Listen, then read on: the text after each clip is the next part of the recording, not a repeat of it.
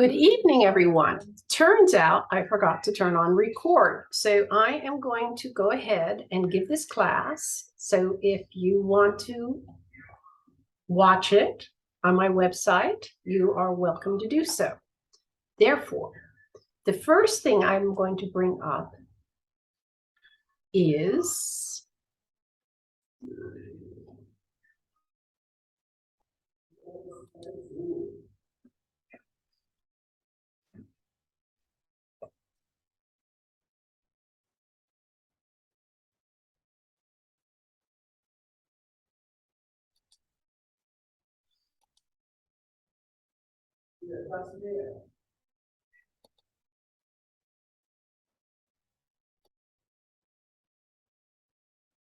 so here we are. I'm bringing up a spiritual exercise because last week we talked about the Empress card. And the Empress card, one of its primary attributes is balance. So you look at the card and you see green everywhere, which is the center of this color spectrum. And it also stands for love. So physical balance is extremely important. So here we are looking at the Empress last week. So I would like to bring up a physical balance exercise, which is on my website. So let's go over that. In order that certain centers may be quickened and enlivened to a degree that would keep them well balanced with the rest of the spiritual body, it is necessary to consider these specialized areas and give this particular attention. The forefinger is the first finger next to the thumb.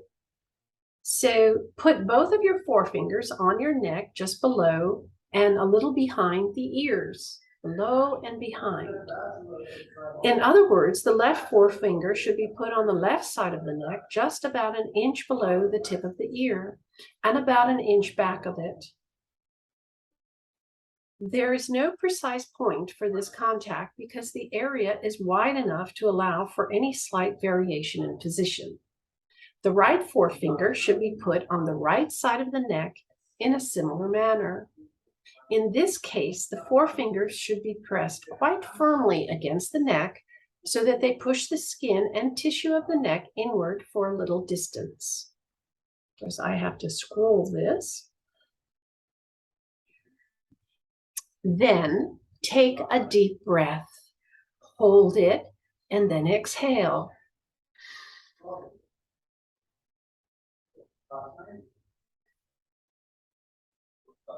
Again, take a deep breath, hold it, exhale, and once more, take another one.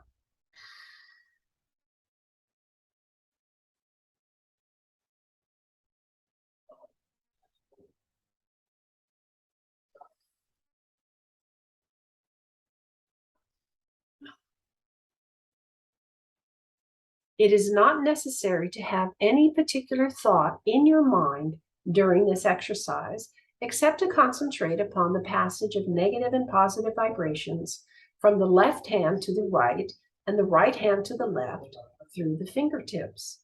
You will find that this exercise will help you to keep the throat clear and will affect certain glands and will also affect the blood pressure throughout the body. Keep it in a normal condition.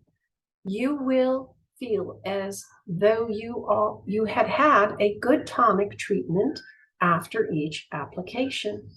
If you can do this exercise twice a day, it would be better, that is, once in the morning and once in the evening. However, once a day will do. I must warn others not to look for this interchange as anything very definite at the present time. It will not begin to manifest outwardly until it is quite complete inwardly. One thing is certain, and that is that most of you are more or less immune to any ordinary illnesses or any ordinary physical effects that may be common to those around you. During the winter months, colds and similar conditions that often cause a great deal of inconvenience will have little or no effect upon you. And in the warmer months, the effects of fatigue and physical enervation will not affect you as others are affected. Your sleep should be better, your nerve energy more even, and with a greater reserve supply. Your blood pressure should be more normal, and all in all, you should feel in very good health. But this is but the first outward sign of what is going on inwardly. Likewise, there should be a great sense of peace and a further sense of cosmic protection and guidance, so that common obstacles that often upset other people as they arise and cause them to worry or fret for a while will have no place in your life at all. I will mention I'm not a doctor, and you're welcome to try this on your own. Thank you.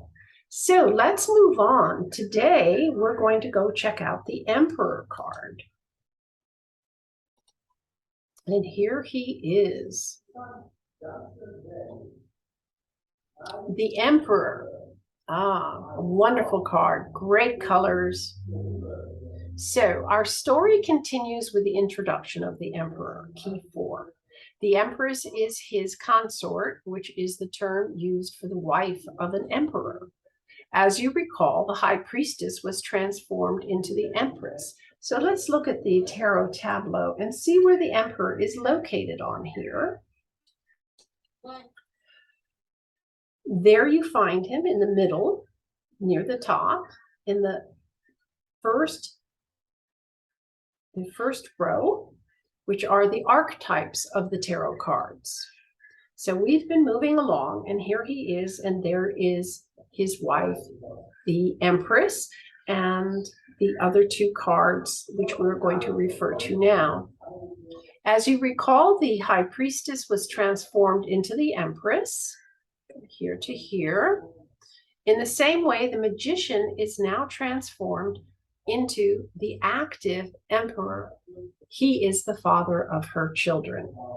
So these 2, the Magician and the High Priestess, were not active yet. They're just getting their tools organized over here, and we've got the High Priestess, a virgin at that point. But now things are beginning to develop and move along. The title Emperor means he is a sovereign ruler of great power and rank. Here we find a key which represents order, reason, and manifestation. It implies both authority and paternity.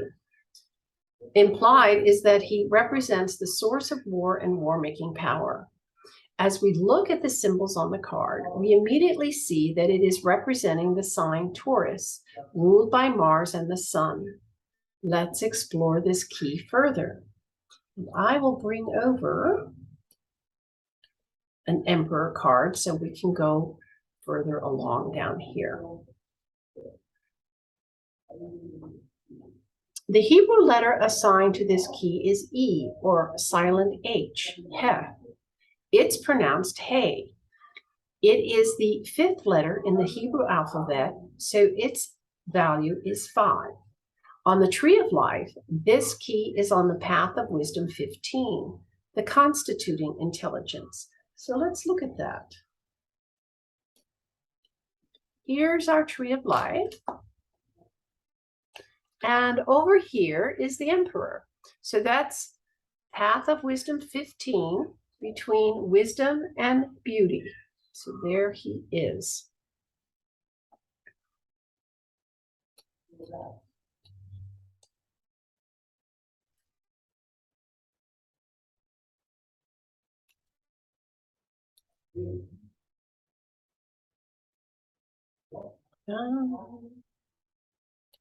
Lost my Emperor. There he goes.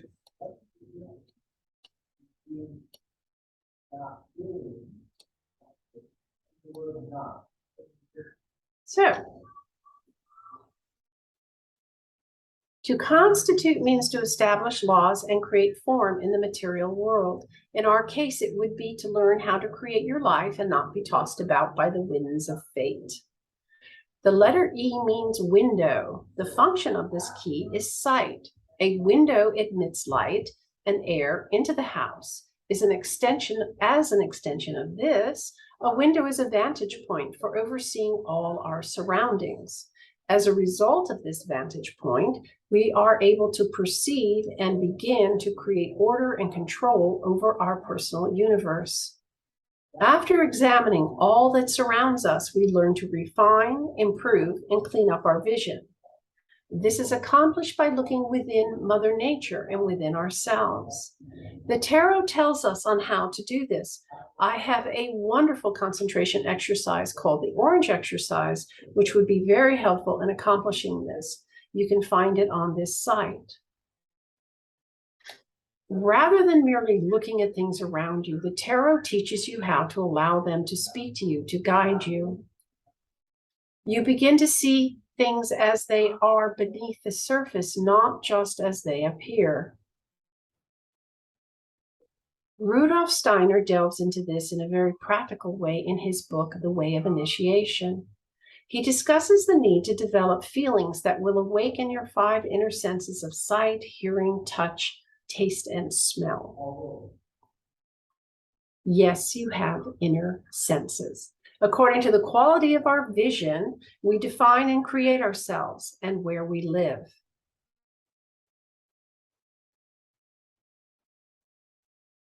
Remember that the emperor's consort is the empress. She will eagerly make you whatever you wish, make for you whatever you wish. She's pregnant with life. Be careful and clear what you wish for. She will provide it in abundance. If your perception of your surroundings is based upon their appearance only, then what she creates in your life will be truly superficial, possibly terribly boring, and may even destroy you. This ruling monarch, the emperor, represents your own true self, whom you must take steps to establish its dominion through clear sight. It's very important to work with nature, to look at nature, to actually focus on nature, because nature then responds to you. What you focus on responds to you, will tell you about itself. You can go out in the woods or in a park and sit down on a bench and just look and watch the trees grow and ask about them and get an idea of how nature works by just being quiet and looking. Astrologically, the emperor represents Aries, first sign of the zodiac, which begins the 4th month of the year. Symbols of Aries are evident throughout the key. The ram is a symbol of Aries, acting as leader of the flock. On top of the emperor's helmet is a solar disk up here, which reminds us of the symbol of the sun. So you have a circle with a dot in it. Aries rules the head, which exercises control over the whole body through the brain. The sun is exalted in Aries, as shown by the gold trim of the helmet and globe. Gold is the metal of the sun.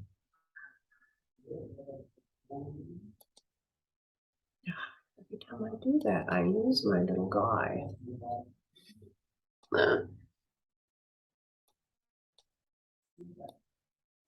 Okay, let's move him over here. See, I'm getting organized the way I should. I'm taking a lesson from the emperor here. There we go. One of the colors assigned to the sun is orange. The entire sky is orange, so the sun is everywhere. All these are indicators of the emperor's high office. Aries is ruled by warlike Mars, so the emperor is wearing armor. Behind the emperor are cliffs of bare red rock, the color corresponding to Mars. So we have here bare, hard rock behind the emperor, yet red is used to express fiery activity and creative energy. So how do we reconcile this? So expressed here is that an emperor cannot rule just by stagnant rules, judgments, and regulations, but needs insight from Mother Nature to rule with reason and love. Note that behind him flows the stream from the high priestess. That's the stream of consciousness running through this card. And this dilutes his judgment with mercy, and from which he receives the memories held by her. This stream gradually erodes the red rock and combines with it to form the new earth that the emperor sits on. In his right hand is the Egyptian Ankh. What is this here? A symbol of Venus and the Empress. He rules with love. Her color, the green of nature, forms the ground upon which he rests, balanced and poised. The 10 small circles on his helmet refer to the 10 Sephiroth on the Tree of Life. The Tree of Life illustration at right is from Paul Foster Case's book, The Tarot, A Key to the Wisdom of the Ages. On the Fool card, we find out that a robe or cloak represents protection. Here, his cloak is violet, a symbol of royalty, and is the color associated with Aquarius. Aquarius rules key 17, the star, whose function is mediation and revelation of truth. So let's look at this. Let's have the tarot tableau over here, and let's look at the star key. And there she is. She is this key of meditation and revelation. So she is fully revealed. And it's interesting, it's revelation. It is not you figuring out. It is not you finding it. Nature reveals itself to you when you focus on it. It's a very different conversation than trying to figure things out. The sphere in his left hand is a symbol of dominion. It's red, and on it is an inverted gold T. The color red indicates action, courage, and strength. The Hebrew letter Tav is the last letter of the Hebrew alphabet and is ruled by Saturn. Saturn's influence is to create limitation. Here we have that limitation reversed. Through correct reasoning and truth, we are set free. This includes accurate understanding of the messages received from the material world, also known as, aka, Mother Nature. The cross on top indicates the 4 elements of fire, air, earth, and water. This little cross here. Upon these, he has complete dominion. You're in charge. The cosmos works through each of us. That's how creation is created, through us. The white shield on the ground refers to purity of spirit. Its 5 sides reminds us of the 5-pointed star, which represents uplifted mankind. The double-headed eagle on the shield suggests initiative, swift creative energy, and regeneration. Just think of an eagle soaring through the sky and get an idea of what this symbol means. The 2 heads indicate equilibrium, or the balance of opposing forces. So there we have opposing forces again. Balanced. So balance is very important. His legs are poised in the form of the number 4, a cross. So we look at his legs. The posture of his whole body resembles the symbol for alchemical sulfur, which is a triangle above a cross. This implies that the law of the triangle is standing above and victorious over the cross of the material realm.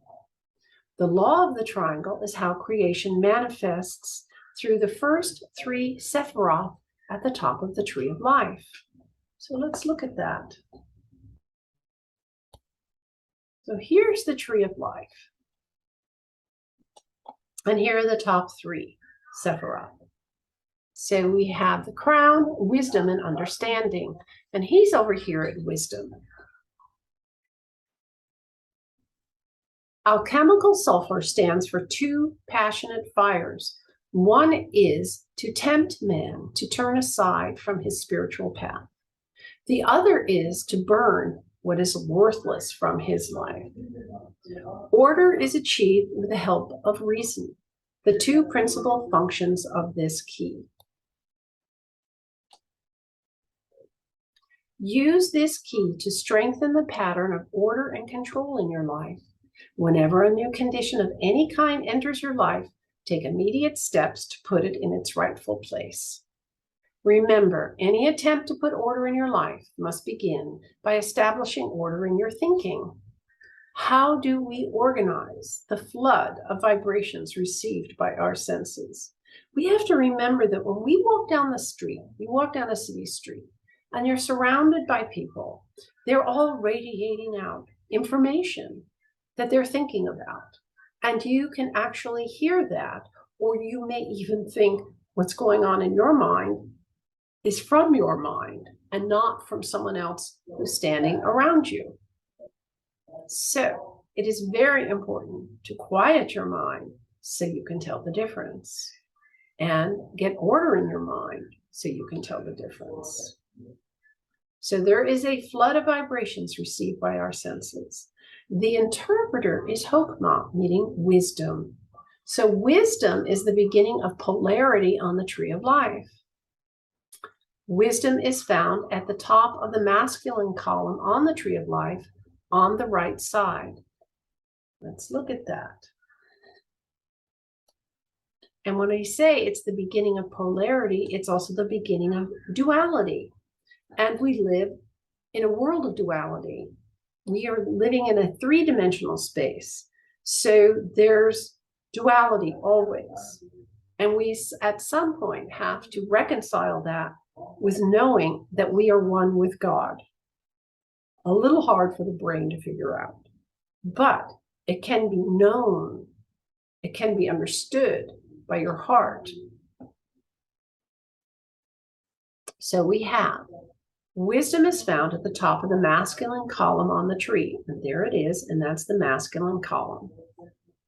The emperor gives us this ability to create order in our thinking by requiring us to use discrimination to interpret what we receive.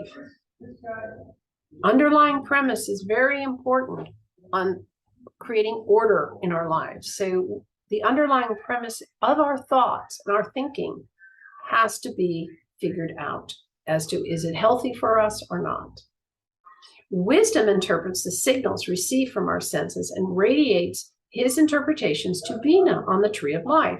And there's Bina, this circle here. Bina means understanding and intelligence. She is the mother principle of nature on the tree of life. She's found at the top of the feminine column, which is this, which gives us severity and splendor. She takes the radiant energy that she's received from wisdom and begins to condense it into form. Guess what? Everything after this point on the tree of life comes from her, comes out from her. And it's like a zigzag. It goes from here to here and down and across and down to where we live. The ancient divine name for Bina is Elohim. Elohim means one that is also many. So there you have one that is also many. The remaining 7 Sephiroth on the tree of life come from Bina. The Tarot and the Kabbalah teach that God is both male and female at once. This is also a Hindu idea. In the Kabbalistic tradition, the masculine and feminine elements are in a state of perfect balance within you. The Emperor is challenging you to find that balance, that unity, and set yourself free. The Emperor's throne is a stone cube, as is that of the High Priestess and the Empress. Let's look at this. So there he is. Let's explore what this means. The word stone in Hebrew is ben.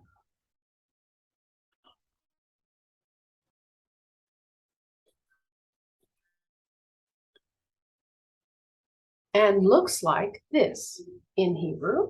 The Aleph looks like this, is the first character in the Hebrew alphabet and represents God or Heavenly Father.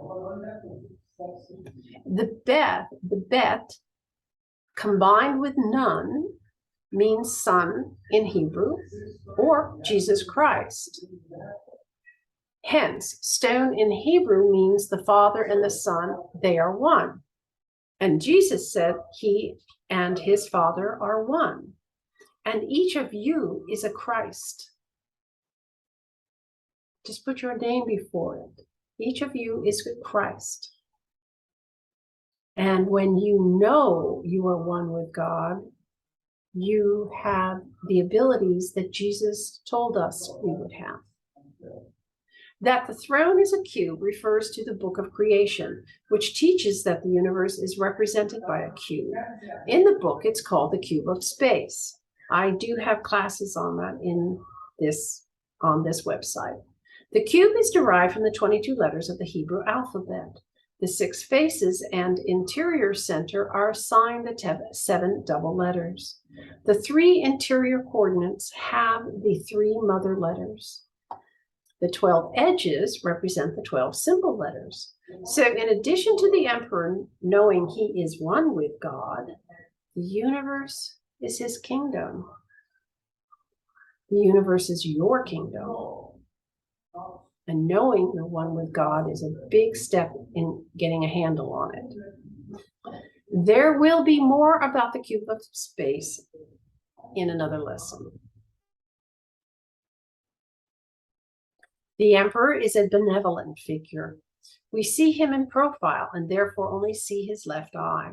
This is considered a reference to the all-seeing eye or eye of providence, which can be found on the dollar bill and in several cathedrals in Rome. Most amazing. You can actually have this eye painted in some of the cathedrals in Rome.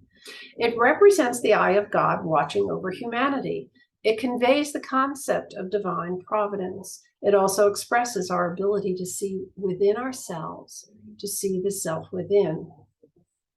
Just remember, the illumination is just turning on the light within you. The next step, the next solar initiation, is to realize the self within you and actually see that sphere within yourself. Keep an eye on things all the time. Do stay awake. Your life is eternally being invaded by things that don't belong there at all. The first thing that you should do is to shut the door. Look out the window, but don't necessarily accept all that you see. Yeah, you don't have to wander around and everything going on in the world. Shut the door, look out the window. Get an idea of what's going on before acting with life. The law of life is rule or be ruled. I don't recommend letting someone else rule your life, but that's your choice. Get to know the emperor and accept spiritual responsibility for yourself. From the Emerald Tablet, quote, and thereby all obscurity shall fly from you, unquote. So let's move on to the next card, which is the teacher.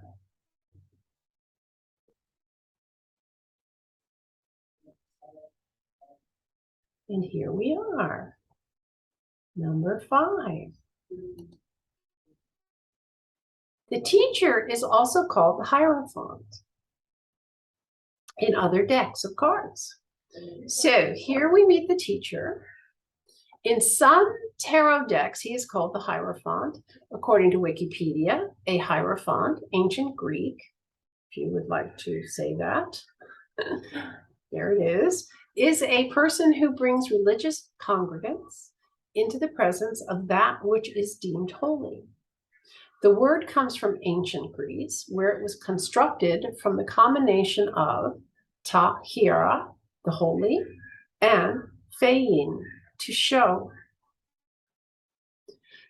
The emperor taught us to exercise reason and authority to bring a bit of orderliness into our chaotic lives.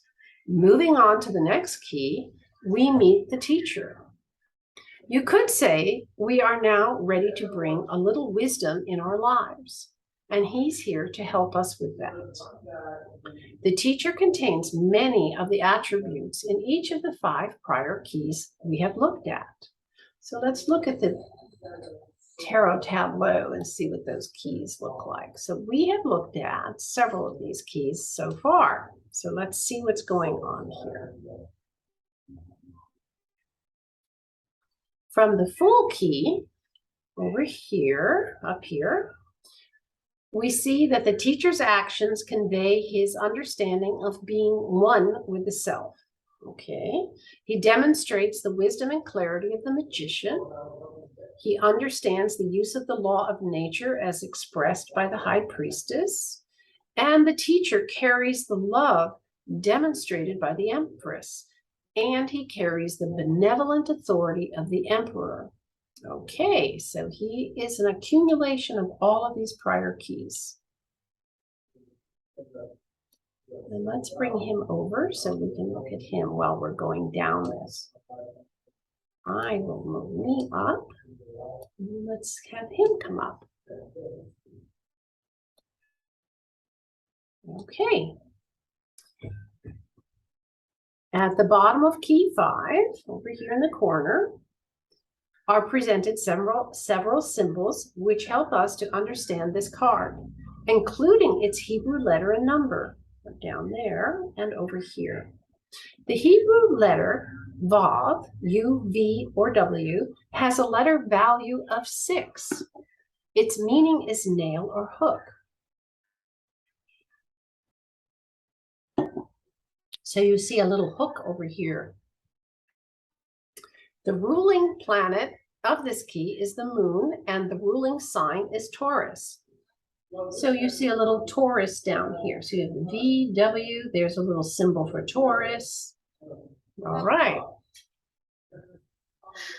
The identity and function of key 5 is self. That's with a capital S, or inner voice and hearing.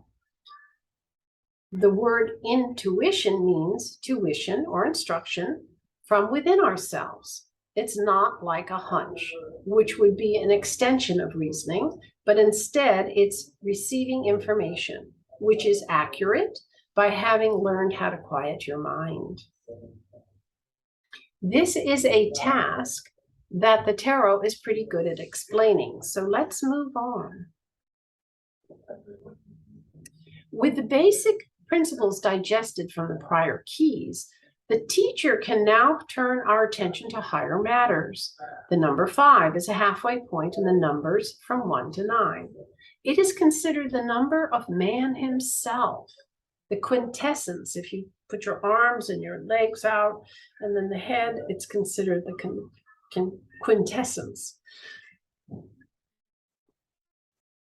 It's the midpoint and the mediator between Mother Nature and God.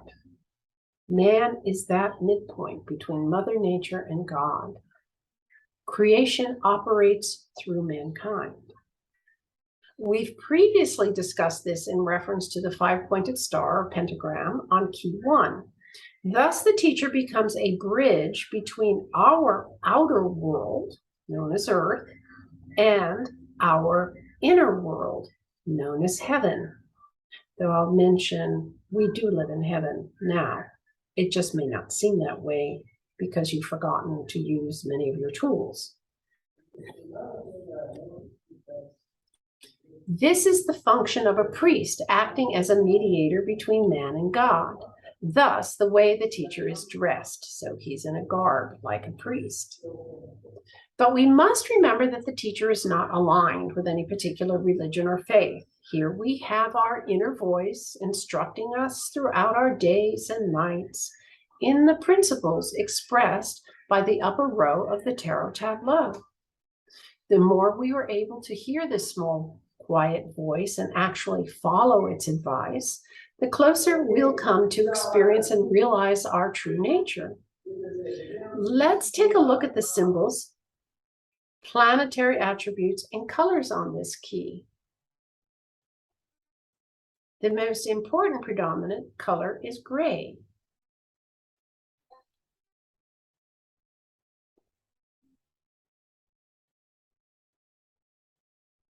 Gray is the blending of opposites, black and white, thus designating wisdom. Even the crosses on his hands and feet and on the carpet indicate this uniting of opposites and therefore expressing wisdom.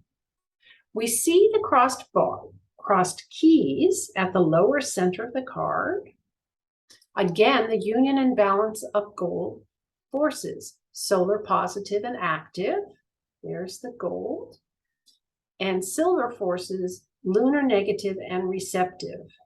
These solar and lunar currents of radiant energy, which as nerve centers in the human body going up and down the spine, are utilized as keys to open the doors leading to the inner mysteries.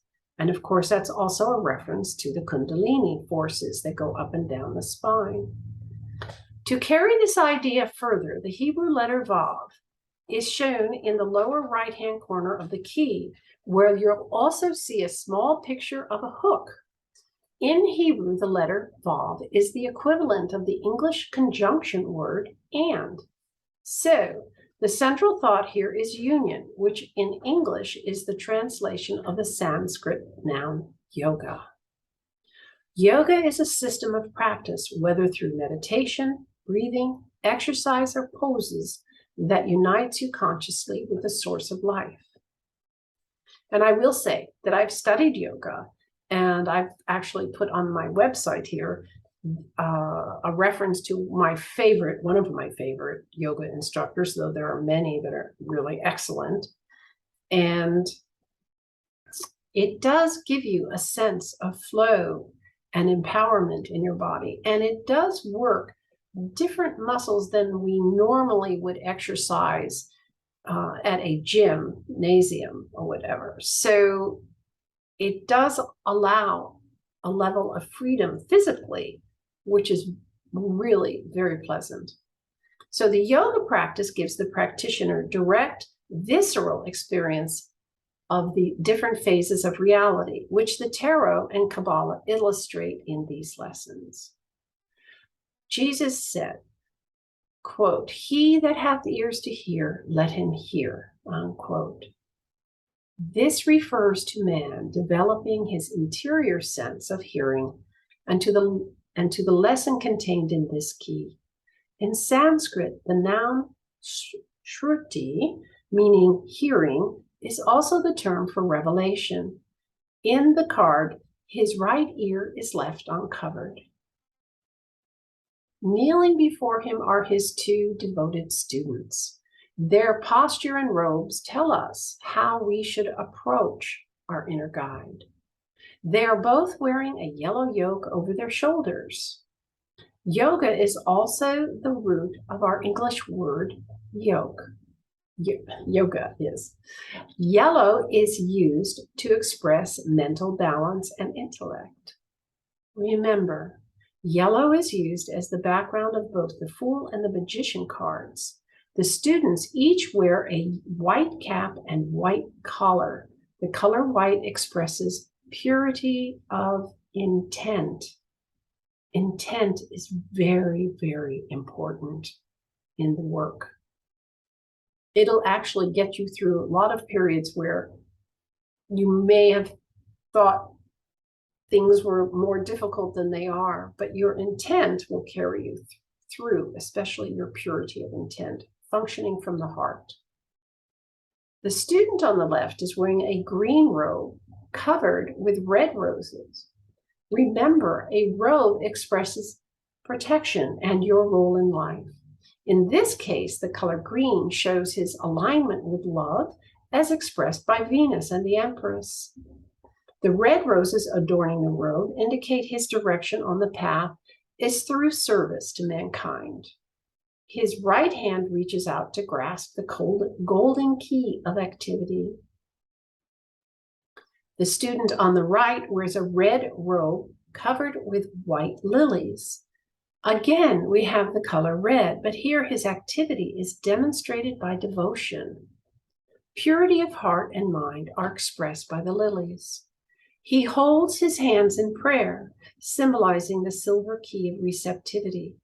So you're seeing two different ways of approaching the inner self, one through service and one through devotion. And always keep that in mind. Venus is the planetary ruler of Taurus, which rules the throat. So around here, the moon is exalted in this sign, so we see a crescent moon on the teacher's throat. This reminds us of the high priestess key and the powers of the subconscious mind which she expresses. They are memory and receptivity and the orderly working of the laws of nature. Other symbols of the moon appear in the designs on his throne. So you see here, you see design for the moon. Orange red is assigned to Taurus and is the color of his cloak and the carpet. The edging on his cloak is the color of Scorpio, blue-green, and its curving fashion suggests the Kundalini or serpent force. So we have the energy of the Kundalini being activated.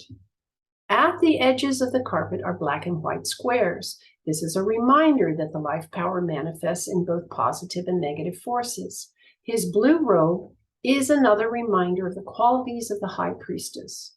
The binding white sash around his middle over his blue robe expresses a binding of his outer consciousness by his commitment to inner purity. Under this is a white garment, same as the Fool, with the same significance of purity and pure spirit. Interesting to note, only 2 fingers of his right hand are uplifted, concealing the other 3. Let's move, we don't need both of these.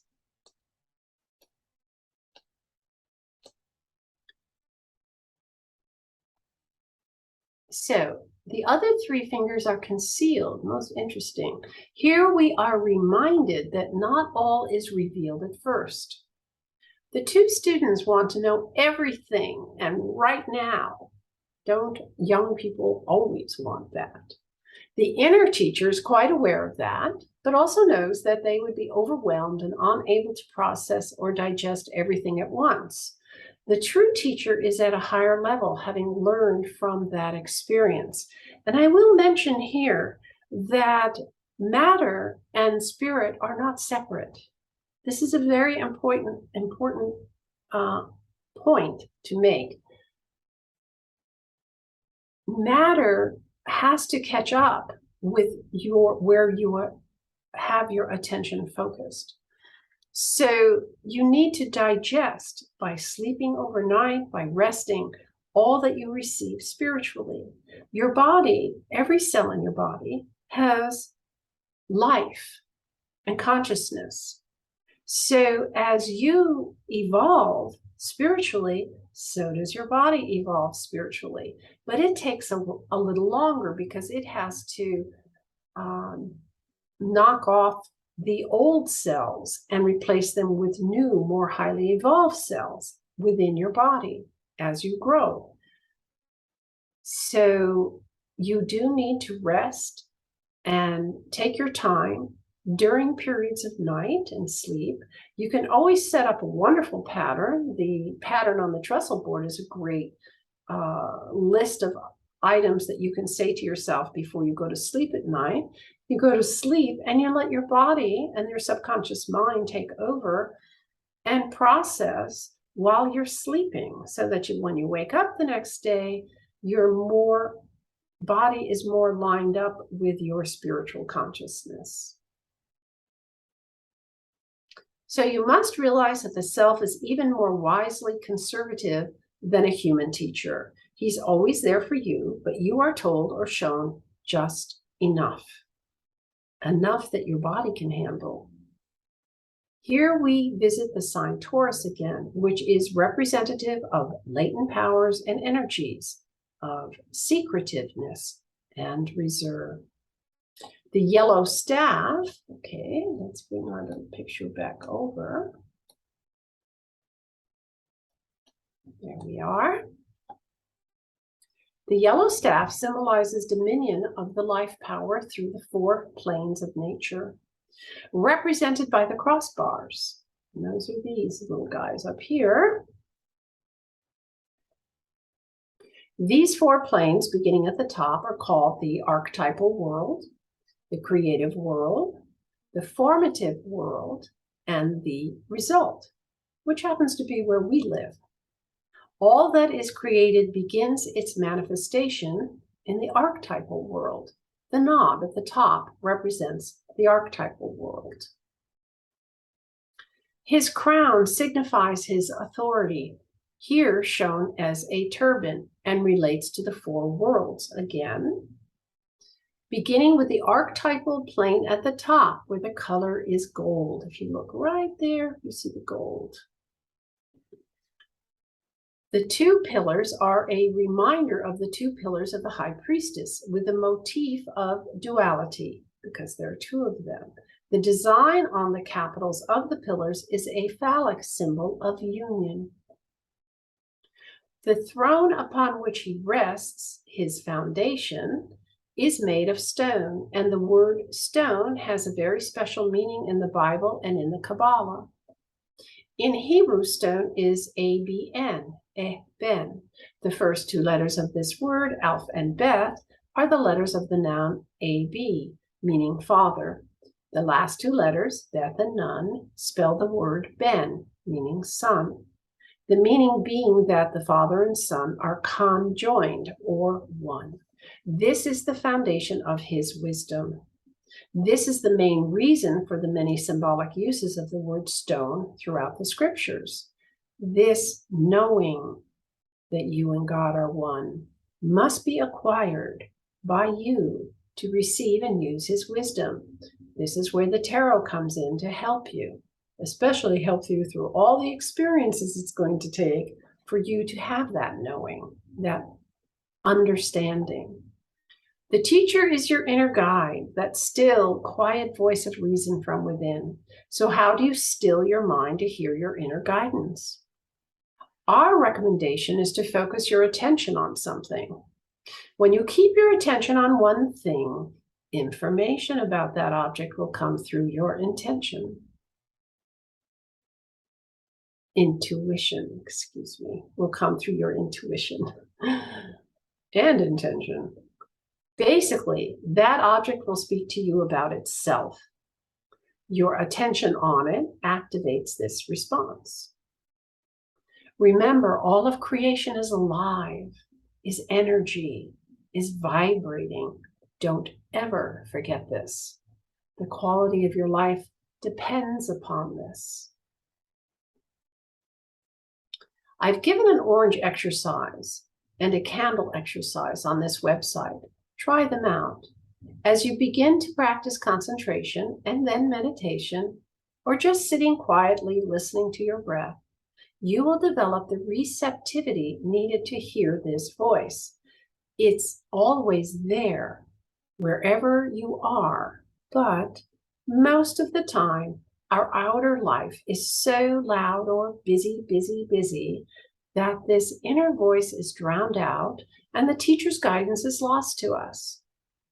Just as in any new venture, you need to invest time and develop space where you can practice. Without that, it's all in your head. Nothing will change. Once you develop the ability to hear his voice, then even in the midst of commotion and stress, you will hear it to guide you. And he's available 24/7. First, you need to know that he exists. This is recognizing you need to know that he exists. Thus, this introduction to him. Then become receptive, become quiet. Once you have established a relationship with the teacher, you will always hear his guidance. Key 5 follows key 4, the Emperor, because intuition is not called into action until we have exhausted using our reason. Reason is supposed to take care of your everyday life, but when it falls short, then intuition is available. It also can help you with those larger questions, such as, who am I? What am I doing here? And the more troublesome state of mind that says, I want out of here, which you really don't want to do that. The tarot, because there was no place to go, sorry to say. The tarot and the Kabbalah are here to show you how to get the most enjoyment out of life. If you only keep your eye on accumulating the material goodies, they become blocks to your seeing the underlying spiritual goodies that can make your life whole and meaningful. Getting so completely overwhelmed with mind stuff and material stuff, you will miss the point of life and your capacity for the blissful enjoyment of what life has to offer. Do you really have to buy constantly in order to get a kick out of life? The teacher is the one who explains the mysteries to us. He is our guiding light in the chaos of our world. The educational system is designed to make us useful to society. That's a good thing. The inner teaching has the ability to transform your personality so that first and foremost, you know how to be yourself, not what other people want you to be, but the way you want to develop and be. So there we are. We have finished the teacher. I hope you've enjoyed this class, and I am looking forward to seeing you again next week. So let's do a stop share and let's stop recording. Have a nice evening. Bye.